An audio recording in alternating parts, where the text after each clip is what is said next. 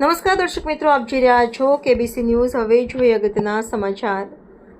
Dhrol depot manager suspend. Jamnagar વિભાગના Dhrol depot મેનેજરને suspend કરવામાં આવ્યા છે।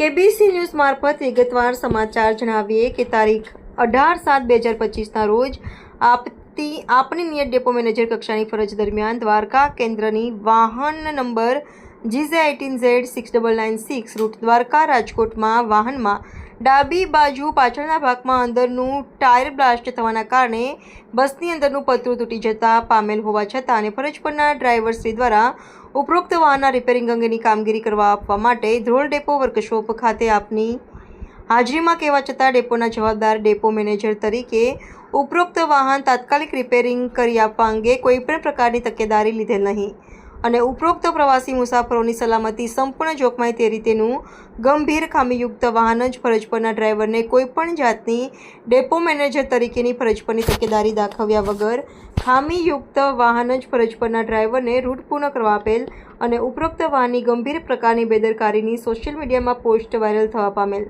અને પ્રવાસી જનતામાં નિગમની પ્રતિષ્ઠાને બિનજરૂરી ગંભીર પ્રકારની હાનિ પહોંચાડવા બદલ ડેપો મેનેજરને સસ્પેન્ડ કરવામાં આવ્યા છે।